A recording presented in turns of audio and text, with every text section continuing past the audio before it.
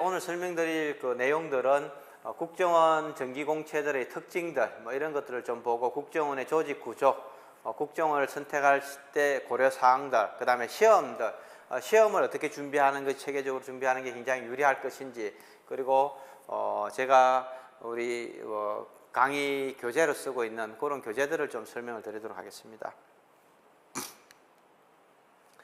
2026년 상반기 정기공채의 특징을 좀 보겠습니다. 일단은 에세이가 없었습니다.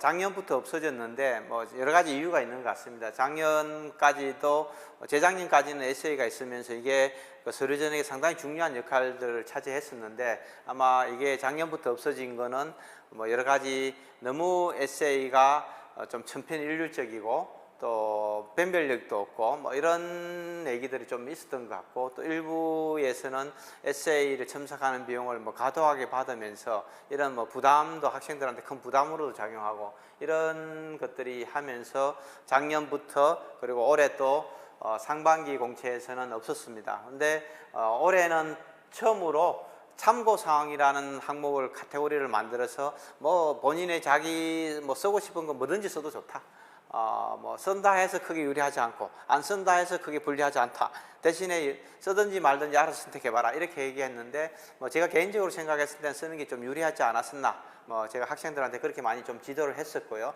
또 실제로 그렇게 쓴 학생들이 좀 좋은 평가를 받았던 것 같습니다.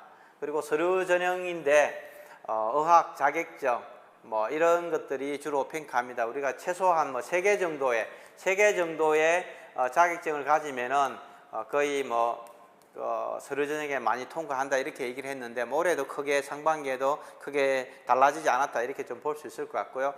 그리고 뭐 대부분의 학생들이 크말이라고 해서 이런 활용 능력 정도를 따는데, 뭐 정보 처리 기사라든지 산업 기사들 이런 자격증을 딴 학생들이 상당히 유리했던 것 같습니다. 따기도 쉽지도 않지만은 이런 부분들을 따놓으면은 훨씬 더 좀 유리하지 않나, 이렇게 좀 생각이 들고요. 지원자의 전공이 지원 정렬하고 아무 관계 없습니다. 뭐 북한 정보에 관련된 학과가 북한 정보를 지원했거나 뭐 안보 조사라든지 뭐 대테러도 마찬가지, 해외 정보도 마찬가지입니다.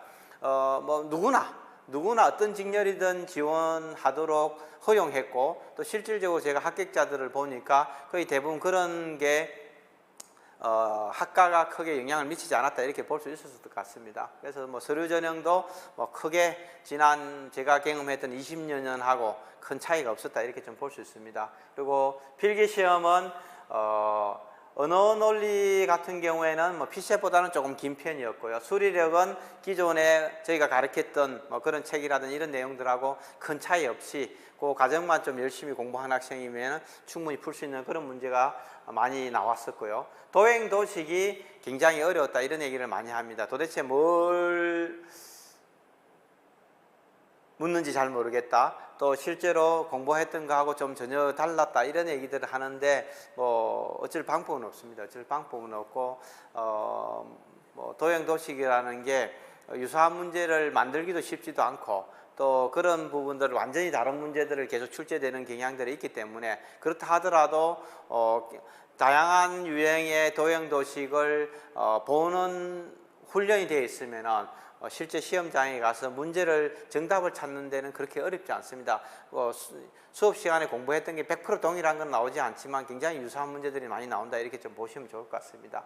그리고 국가정보학 시사상식 관련 문제가 출제되지 않았습니다. 작년에도 출제되지 않았고 올해도 출제되지 않았습니다. 뭐 당연히 제가 봤을 때는 하반기에도 뭐 출제되지 않을 가능성이 상당히 높다, 이렇게 보여집니다. 그 다음에 체력 검정, 신체 검사입니다.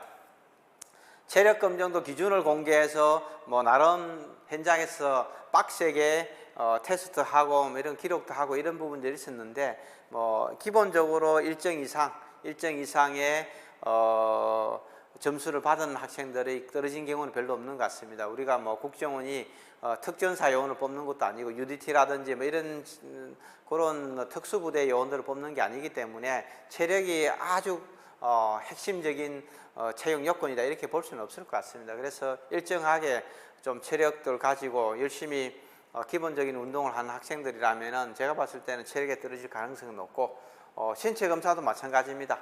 신체 검사를 해서 뭐 엄청나게 복잡하거나 어려운 과정이 아니라 경찰관의 경찰에 지원하는 그런 그 기본적인 그 정도의 체력들, 신체들이면 충분하게 합격한다 이렇게 볼 수 있습니다. 신체 검사는 외부에서 병원에서 검사를 하고 그 결과지를 갖고 가서 제출하는 그런 방식으로 진행되고 있습니다. 그 다음에 면접이 조금 어려운 편입니다. 여러 가지 면접들을 했는데 전에는 면접을 2회 했었는데 작년하고 올해는 기본적으로 상반기는 면접을 1회로 한 번으로 끝났습니다. 1회 면접으로 끝났고 전에는 1회 면접도 하루 종일 하는 경향들이 있었는데 올해는 뭐 반나절 만에 끝냈기 때문에 면접이 그렇게 과거에 비해서는 오래 걸리지는 않았다 이렇게 볼 수 있지만은 어찌됐건 간에 뭐 면접 중요한 PT 면접이라든지 시나리오 면접 이런 부분 심층 면접들은 뭐 빠지지 않고 한다 이렇게 생각하면 좋을 것 같습니다. 그리고 지금 현재는 신원조사가 아직 끝나지는 않은 것 같습니다. 신원조사가 진행 중이고 뭐 그게 전부 다 완벽하게 다 끝나야 최종 합격자를 발표하고 그래야 또 떨어진 사람들이 하반기 시험에도 칠 수 있는 기회를 제공한다고 했기 때문에 아마 그게 완전히 결론이 나야만이 아마 하반기 채용에 관해서 명확하게 일정이 나오지 않을까 이렇게 좀 보여집니다.